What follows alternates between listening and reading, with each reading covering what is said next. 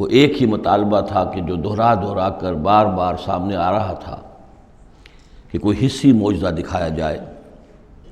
کوئی ایسی چیز جس سے کہ بالکل واشگاف ہو جائے، واقعتاً ہم پر عیاں ہو جائے کھل کر کہ واقعی آپ اللہ کے رسول ہیں۔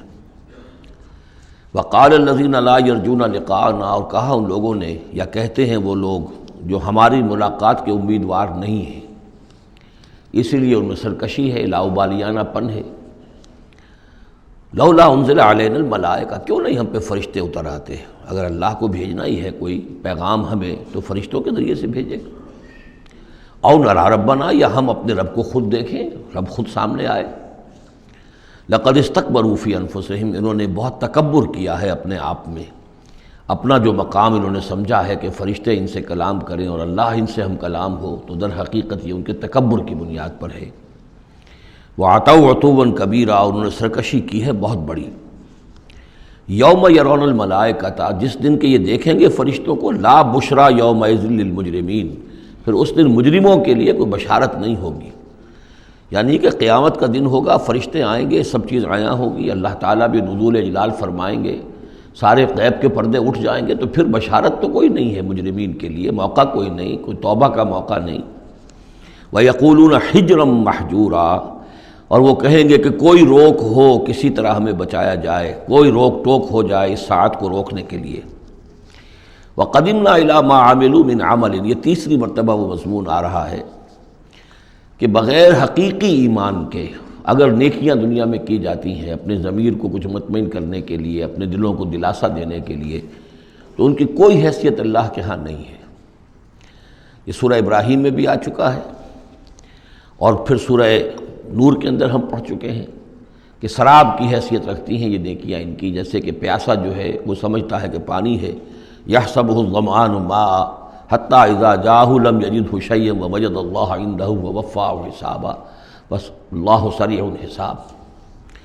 اور یہاں تیسری مرتبہ آ رہا ہے وَقَدِمْنَا إِلَىٰ مَا عَمِلُوا، ہم آگے بڑھیں گے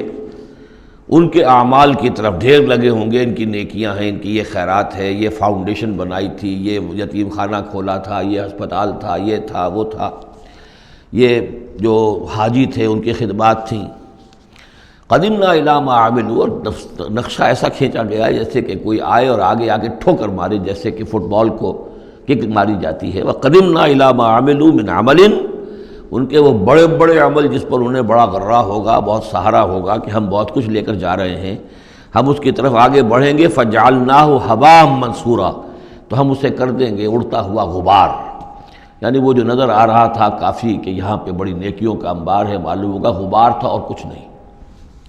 اسی کا وہاں نقشہ کھینچا گیا سورہ ابراہیم میں کہ جیسے ریت ہو، راکھ ہو، اور اس کے اوپر تیز آندھی آئے اور وہ ہوا ختم ہو جائے، کوئی اس کا وجود نہ رہے۔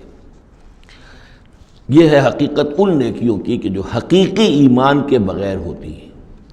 نیکی صرف وہی ہے کہ جو اصل ایمان باللہ اور ایمان بالآخرت کے ساتھ ہو، اللہ کی رضا جوئی اور آخرت کی جزا کے سوا کوئی شے مطلوب نہ رہے، کسی درجے میں بھی کوئی اس کے ساتھ اور اپنا مطلوب اور کوئی مقصود شامل ہو گیا، شہرت شامل ہو گئی، یا کوئی اور کوئی لوگوں کے اندر ہر دل عزیزی حاصل کر کے مجھے کوئی الیکشن لڑنا ہے، پھر ان کا مجھے لیڈر اپنے آپ کو بنانا ہے، یا کوئی اور ان کے ووٹ لینے ہیں، کوئی شے بھی شامل اگر ہو گئی تو پھر یہ کہ اللہ کی میزان میں ان کا کوئی وزن نہیں، وہ غبار ہے جو اڑ جائے گا۔ وَقَدِمْنَا إِلَىٰ مَا عَمِلُوا مِنْ عَمَلٍ فَجَعَلْنَاهُ هَبَاءً مَنثُورًا۔ اصحاب الجنت یومئذ خیر مستقرا واحسن مقیلا، جنت والے لوگ جو ہے وہ اس لوگ ہوں گے بہت اچھے ٹھکانوں میں، اور ان کا جو ہوگا دوپہر کے آرام کی جگہ بہت ہی عمدہ ہوگی، قیلولے کی جگہ۔ وَيَوْمَ تَشَقَّقُ السَّمَاءُ بِالْغَمَامِ، اور یہ ہے وہ قیامت کا نقشہ جس دن کے آسمان پھٹے گا اور کچھ بادلوں کی طرح کی کیفیت ہو جائے گی۔ وَنُزِّلَ الْمَلَائِكَةُ تَنزِيلًا، اور پھر فرشتوں کو اتارا جائے گا، فوج در فوج فرشتے نازل ہوں گے۔